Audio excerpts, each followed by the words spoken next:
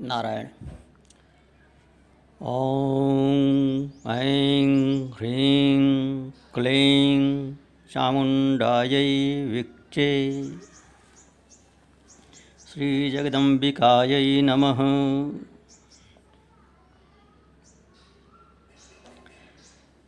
यह नवार्ड मंत्र ओम ऐं ह्रीं क्लीं चामुण्डायै विक्चे 9 अक्षर का भगवती का महामंत्र है। जो प्रचलित साधना है देवी की, दुर्गा की उपासना, सप्तशती इत्यादि के पाठ जप में जो प्रयुक्त होता है, तो उसमें यही महामंत्र है। उन्हीं की जब श्री विद्या रूप में उपासना करते हैं तो उसमें दूसरे दूसरे वर्ण हो जाते हैं। उसमें पंचदशाक्षरी है, षोडशाक्षरी है, पंचाक्षरी है। पंचाक्षरी से आरंभ होती है श्री विद्या की दीक्षा। योग्यता बढ़ने पर पंचदशी की दीक्षा दी जाती है। पंचदशी ही मुख्य है और पंचदशी की साधना कर लेने के उपरांत षोडशी की भी दीक्षा होती है। सर्वाधिक मुख्य पंचदशी ही है। षोडशी अति विशिष्ट है, पंचदशी विशिष्ट है, विशिष्टतम है, और पंचाक्षरी ये आरंभिक है। मुख्य रूप से 3 स्तरों पर दिया जाता है। उससे भी पहले गणपति इत्यादि की दीक्षा दे देते हैं। तो श्रीमद् देवी भागवत महापुराण का पाठ जब होता है, जब इसका अनुष्ठान होता है, तो उसमें इस नवार्ड महामंत्र का जब भी साथ साथ चलते रहना चाहिए। जब वसुदेव जी ने इसका पारायण कराया था, गर्ग ऋषि ने, नारद जी ने जब इसका अनुष्ठान किया था वसुदेव जी के यहाँ भगवान श्री कृष्ण के सकुशल वापस लौटने के लिए, तो नवार्ड मंत्र का भी साथ साथ जप चल रहा था और सप्तशती का पाठ भी चल रहा था। अस्तु, आरंभ करते हैं औपचारिक भाग का श्रीमद् देवी भागवत महापुराण के प्रथम स्कंध से ही। अभी 6 दिन शेष हैं नवरात्र में। जो कुछ हो पाएगा इसमें उतना प्रवचन करने का प्रयास करेंगे। इसके उपरांत जो पहले का क्रम चल रहा था श्री रामचरितमानस का और योग वासिष्ठ महारामायण का, वही आगे बढ़ेगा। अभी नवरात्र का अवसर है तो अवसर के अनुरूप श्रीमद् देवी भागवत की थोड़ी बहुत चर्चा कर दे रहे हैं। जितना संभव है 6 दिन में उतना कर देंगे। ओं सर्वचैतन्य रूपां तामाद्यां विद्यां च धीमहि बुद्धिं या न प्रचोदयात्। मंगलाचरण है श्रीमद् देवी भागवत का प्रथम श्लोक। मंगलाचरण कहते हैं कि जो सर्वचेतना स्वरूपा आदि शक्ति तथा ब्रह्म विद्या स्वरूपिणी भगवती जगदम्बा हैं, उनका हम ध्यान करते हैं। धीमहि का अर्थ ध्यान करते हैं। वे हमारी बुद्धि को प्रेरणा प्रदान करें। बुद्धिं या न प्रचोदयात्, वे हमारी बुद्धि को सन्मार्ग में प्रेरित करें। तो अन्य पुराणों की भांति श्रीमद् देवी भागवत का प्रवचन भी नैमिषारण्य में हुआ है, सूत जी के द्वारा हुआ है। और श्रीमद् देवी भागवत महापुराण को श्रीमद् भागवत के विकल्प के रूप में गणना किया जाता है। अष्टादश पुराणों की गणना जब वैष्णव संप्रदाय के लोग करते हैं तो श्रीमद् भागवत को करते हैं और देवी भागवत को उपपुराण के रूप में गणना कर देते हैं। और जब शाक्त परंपरा वाले लोग करते हैं, जिनकी श्रीमद् देवी भागवत में विशेष आस्था है, वे जब 18 पुराणों की गणना करते हैं तो श्रीमद् देवी भागवत को उसमें मुख्य पुराण के रूप में गणना करते हैं और श्रीमद् भागवत को उप पुराण के रूप में करते हैं। आगे इस विषय को थोड़ा सा और स्पष्ट करेंगे अभी। तो कहते हैं कि शास्त्राण्य विचित्राणि जल्पवादयुतानि च त्रिविधानि पुराणानि शास्त्राणि विविधानि च वितंडाच्छल युक्तानि गर्वामर्शकराणि च नाना अर्थ वादयुक्तानि हेतुमन्ति बृहन्ति च। ये शास्त्र भी विचित्र हैं, विचित्र प्रकार के तर्क वितर्क से युक्त हैं, विभिन्न हैं और विचित्र प्रकार के तर्क वितर्क से युक्त हैं। अनेक स्थानों पर विरोधाभास भी है, शास्त्रों में विरोधाभास है, पुराणों में विरोधाभास है। तो यहाँ बताते हैं कि पुराण 3 प्रकार के तथा शास्त्र विविध प्रकार के हैं, जो नानाविध वाद विवाद, छल वाक छल से युक्त, प्रपंच से युक्त और अहंकार तथा अमर्ष उत्पन्न करने वाले हैं। प्रत्येक अपने अपने को ही सर्वश्रेष्ठ कहता है, दूसरे को या तो छोटा समझता है अथवा उसके अस्तित्व को ही नकार देता है, उसे जो है बाद की रचना बता देता है। तो ये सब अनेक अर्थवाद और हेतुवाद से युक्त हैं और बहुत विस्तार वाले भी हैं।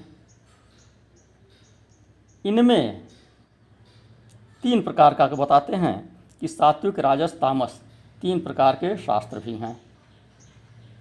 कौन कौन से कैसे कैसे हैं? सात्विकं तत्र वेदांतम मीमांसा राजसम मतम तामसं न्यायशास्त्रम च हेतुवादाभियंत्रितम। इन शास्त्रों में वेदांत शास्त्र, इसे सात्विक कहा गया है। यह हमारा अक्षय सन्निधानम समूह है, यह वेदांत चर्चा के लिए ही बनाया गया है मूलतः। लेकिन श्रोतागण की रुचि को देखते हुए, श्रोतागण के स्तर को देखते हुए अन्य चर्चा भी इसमें हम थोड़ा बहुत करते चलते हैं। यथा आजकल मानस और योग वासिष्ठ की चर्चा चल रही है, इससे पहले पतंजल योग सूत्र की चर्चा किए थे। पुराण की चर्चा थोड़ा बहुत कर देते हैं।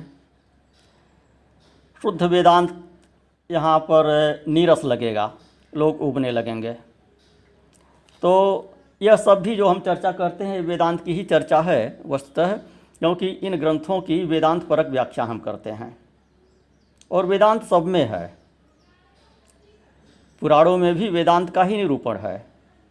समझाने के लिए सगुण बनाकर उसका निरूपण किया गया है। तो सगुण से निर्गुण की ओर पुराण ले जाते हैं, भक्ति से वेदांत की ओर ले जाते हैं। पुराण है उसमें भी वेदांत ही। जो वेदांत तक नहीं पहुंच पाते हैं, उतनी गहराई में नहीं पहुंच पाते हैं, वे सगुण उपासना का ही आनंद लेते हैं, भक्त के स्तर तक रह जाते हैं। बुरा नहीं है। गोस्वामी तुलसीदास जी ने कहा हुआ, सगुणोपासक मोक्ष न लेहि तिनकह राम भगत निज देहि। तो जो सगुण उपासक होते हैं, जो भक्त होते हैं, भक्ति में जिनकी दृढ़ निष्ठा है, वे बहुत से उनमें से मोक्ष की कामना ही नहीं करते हैं। उनको भक्ति में आनंद आता है तो भक्ति में ही पड़े रहना चाहते हैं, बार बार जन्म लेना चाहते हैं। यही इतना अंतर है भक्त में वेदांती में कि भक्त बार बार जन्म लेना चाहता है, भगवान की सेवा करना चाहता है, भगवान की आराधना करना चाहता है, पूजा करना चाहता है। और वेदांती यह पुनः जन्म नहीं लेना चाहता है, मुक्त होकर भगवान में मिल जाना चाहता है, भगवत स्वरूप हो जाना चाहता है। तो यहाँ बताते हैं कि वेदांत शास्त्र सात्विक है। सात्विकम तत्र वेदांतम, वेदांत शास्त्र सात्विक है। और मीमांसा, इसमें यज्ञ इत्यादि का वर्णन है, वह राजस है। और न्याय शास्त्र को तामस कहा गया है, क्योंकि न्याय शास्त्र में हेतुवाद है, तर्क वितर्क से परिपूर्ण है, इसलिए इसे तामस कहा गया है। इसी प्रकार पुराणों के बारे में कहते हैं तथैव च पुराणानि त्रिगुणानि कथानकै कथितानि त्वया सौम्य पंचलक्षणवन्ति च। कि आपके द्वारा कहे गए पुराण भी, ये ऋषिगण कह रहे हैं शौनक जी से, सूत जी से निवेदन करते हुए, मुक्ति का मार्ग सुनाने का निवेदन करते हैं, देवी भागवत सुनाने का निवेदन करते हैं। तो भूमि का स्वरूप यह सब बातें कह रहे हैं ऋषिगण शौनक ऋषि से। तो कहते हैं कि आपके द्वारा कहे गए पुराण कथा भेद से 3 गुणों वाले तथा 5 लक्षणों से समन्वित हैं। और आप ही ने यह बताया है कि उन पुराणों में श्रीमद् देवी भागवत 5वां पुराण है। तत्र भागवतम पुण्यम पंचमं वेद संहितम कथितम यत्त्वया पूर्वम सर्वलक्षण संयुतम। यह श्रीमद् देवी भागवत 5वां पुराण है पुराणों में। यह पवित्र है, वेद के समान है और पुराण के सभी लक्षणों से युक्त है। 5वां पुराण है तो इस कारण श्रीमद् देवी भागवत का पारायण 5 बार करने का विशेष महत्व है। आगे इसके श्रवण विधि में कहा गया है कि यह 5वां पुराण है, इसलिए इसका 5 बार श्रवण करना चाहिए, 5 बार पारायण करना चाहिए, उसका विशेष फल होता है। और 9 बार कर दीजिए तो अति विशेष फल होता है। लेकिन ऐसा नहीं है कि 5 बार नहीं कर सकते हैं तो करें ही नहीं। 1 बार भी करें तो बहुत है, 1 श्लोक भी करें तो बहुत है। कुछ करें, जितना भी करेंगे, जितना अधिक से अधिकम फलम। 1 श्लोक भी प्रतिदिन पारायण करें तो उत्तम है, 1 अध्याय करें तो उत्तम है, नवान पारायण करें तो उत्तम है, 5 बार करें तो अति उत्तम है और 9 बार करें तो विशिष्टतम है। तो पुराणों के लक्षण के बारे में बताते हैं कि जो 5 लक्षण कहे गए हैं पुराणों के, सर्ग, प्रतिसर्ग, वंश, वंशानुचरित इत्यादि, वह सब इसमें विद्यमान हैं श्रीमद् देवी भागवत महापुराण में। आगे उनकी क्रमशः चर्चा करेंगे। तो ऋषिगण निवेदन करते हैं सूत जी से कि बिना ज्ञानेन सर्वज्ञ नैव मुक्ति कदाचन भ्रमतां काल चक्रेत्र नराणाम त्रिगुणात्मके। अतः सर्व रसोपेतम पुण्यम भागवतम वद पावनम मुक्तिदम गुह्यम मोक्षूणाम सदा प्रियम। कहते हैं सर्वज्ञ त्रिगुणात्मक काल चक्र में भ्रमण करते हुए मनुष्य के लिए बिना ज्ञान के मुक्ति कदापि संभव नहीं है। उपनिषदों में भी कहा है रीते ज्ञानान्न मुक्ति, बिना ज्ञान के मुक्ति नहीं होती है।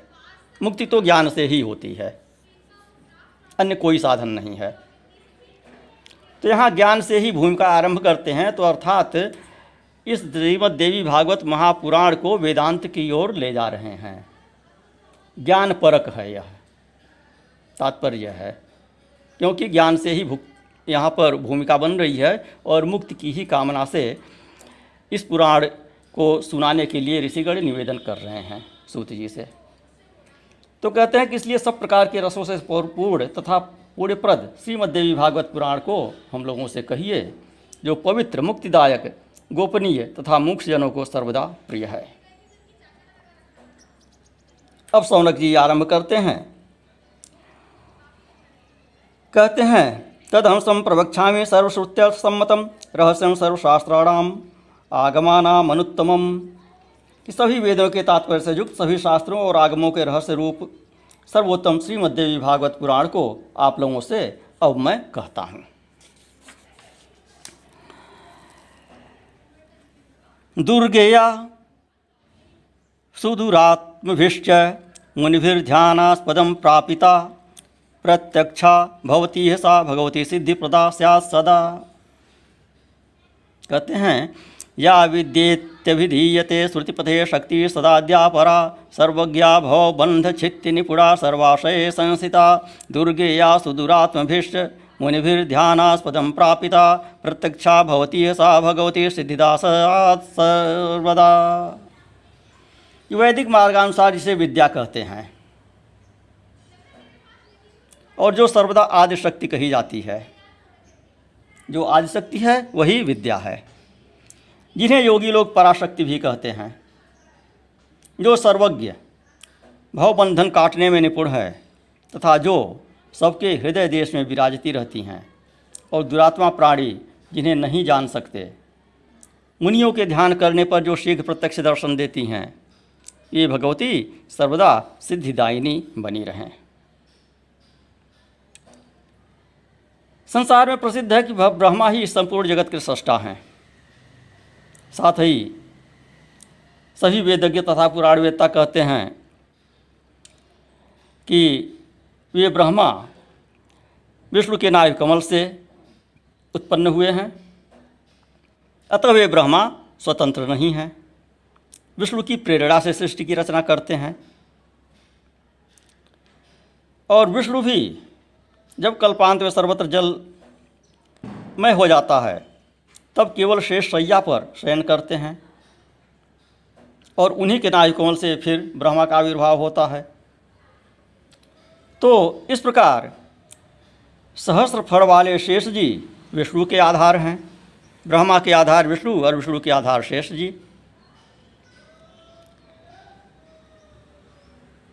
फिर वे शेष जी कहाँ पर हैं? वे जल में हैं। जल किस पर आधारित है? उस समय तो पृथ्वी नहीं रहती है, सर्वत्र जल ही जल रहता है। वह जल किस पर टिका हुआ है? तो वह जो सर्वाधार है वही शक्ति है, वह भगवती है।